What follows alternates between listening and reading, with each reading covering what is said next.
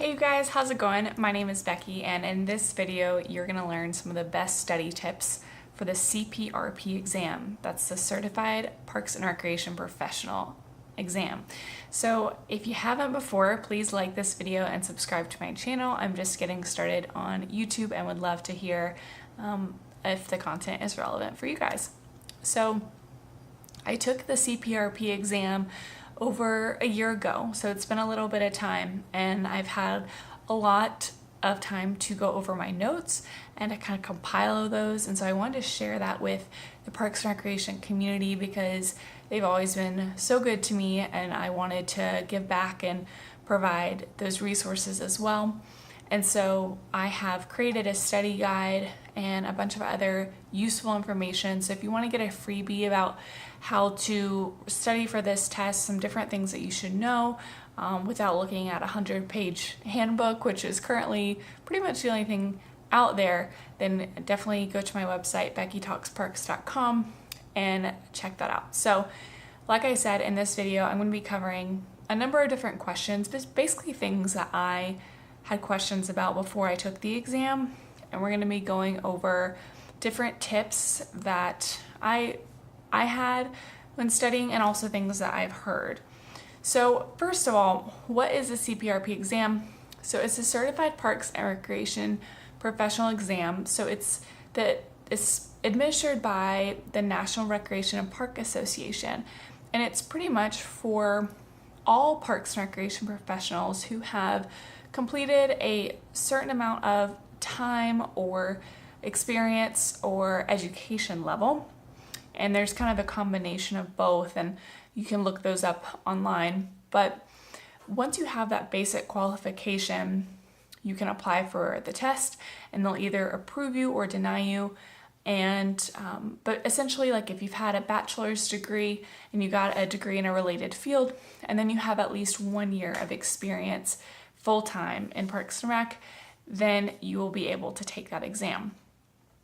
Once you do, you get these 4 letters after your name, CPRP, and that tells the world that you are now a certified Parks and Recreation professional.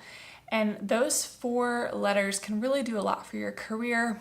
Not only can it help you get a new job or be promoted into a role, because a lot of times that's a minimum requirement these days, but it also helps you to stand out, whether or not you're speaking at conferences or networking on LinkedIn, or maybe you just want to put it at the end of your email signature. So whatever it is, the certification can really help you, and more people are getting into that. So that's a little bit about what it is and how you know if you're qualified for it. Okay, what is the format of the exam? So the format of the exam is 125 multiple choice questions plus 25 pre-test questions, which are not counted. And they're in 5 main categories. So if you've been in the field of Parks and Recreation for any amount of time, these should sound familiar to you. We have human resources, finance, operations, and programming. So as you know, Parks and Rec is it's kind of an open book, right? So you could do anything from aquatics to recreation center management to a administrator to a media position to a programmer to an aquatics. So there's so many different things that you could do, and I think that that's why the CPRP exam is such a wide-ranging exam. It covers a lot of different things. So I really just hope that you have an idea that it's not just one thing. You have to be a really well-rounded professional, and that's what this exam is going to help you to do. I will say that I've gone to a couple of like the CPRP prep certifications at NRPA, and a lot of those are around study tips. So like how to, oh, that was my dog. How to tweak your study style, how to kind of maneuver your way around testing.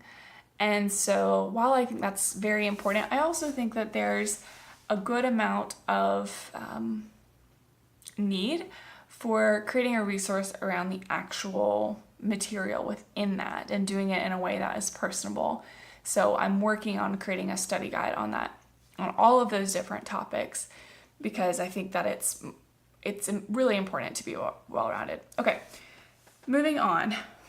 So how should I go about studying for the exam? So there's a few things that I would recommend and that really helped me. Number one is to plan ahead. So from the moment that you sign up for the exam, or that you're approved, like you apply for it and then you're approved, you have 1 year to take the exam. And so know that you're on a deadline, but that you don't necessarily need all of the time.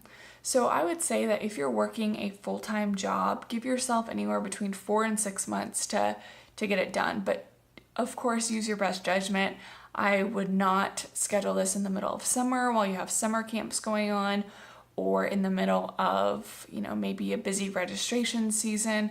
You need to have some time to really block out everything else and at least be able to concentrate. And I would say a couple weeks leading up to it, make sure your schedule, at least on the weekends, is pretty empty.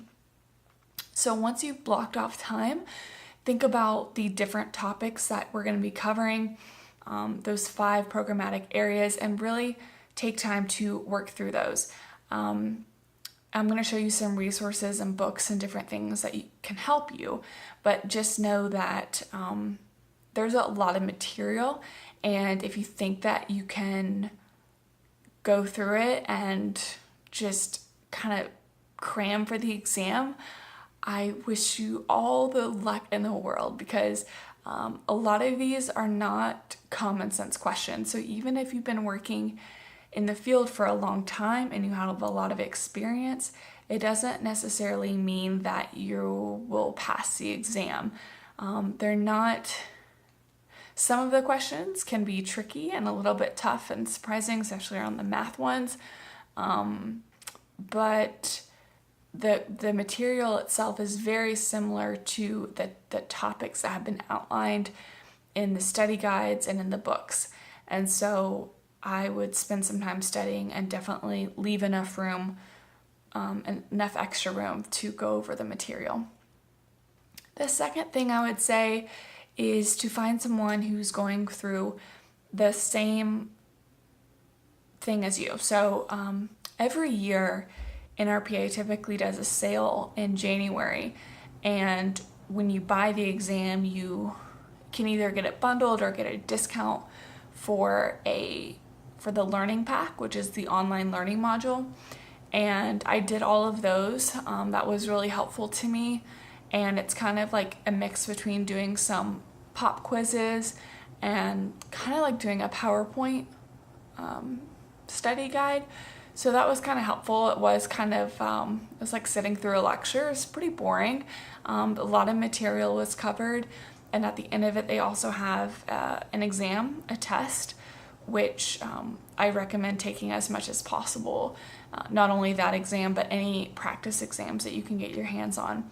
But knowing that in January, most people are signing up for that exam gives you an idea that there are other people going through that same thing. So I've created a study group, and you can look for that on Facebook. It's called CPRP Online Study Group. Or you can attend one of the periodic webinars that I'm going to have. You can find those at beckytalksparks.com, and it's an online study group. So we just meet for about an hour and a half, and talk about any questions that you might have and hear from other people who have taken the exam. So I hope that that's helpful to you. So those are kind of 2 quick tips on studying for the exam. And as far as resources or study materials that I would recommend, I have a few of the books, which I was able to pick up and borrow. And this is, I think, this is the 3rd edition, which was from a couple years ago. But this one is great, and you can find that on Amazon as well.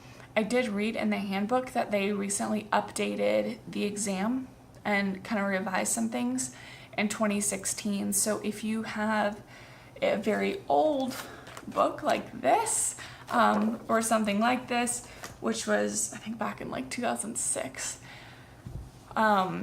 then I would not recommend using it. You can really tell in the text of it that it's just antiquated, and there's a lot of like spelling mistakes and grammar mistakes.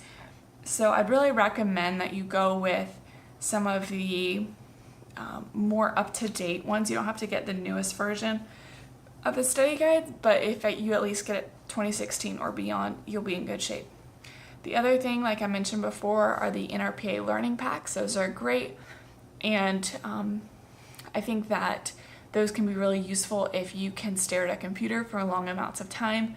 I would say each learning pack, which consists of 5 topics, each one of them takes between 1 and 3 hours to complete.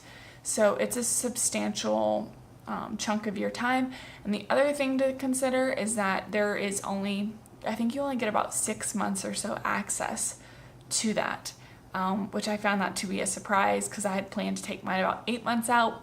And then if I had planned for 6 months, I would have been fine, but I was kind of rushed at the very end to take advantage of the final learning pack. So think about that. The other thing is flashcards. So on Quizlet.com, you can check out a bunch of flashcards that other people have made. I put my own set on there as well, but I would go through all of those different cards. Just search for CPRP once you get to Quizlet's homepage and search through that, and you will see hundreds and hundreds of flashcards that other people have made that you can go through.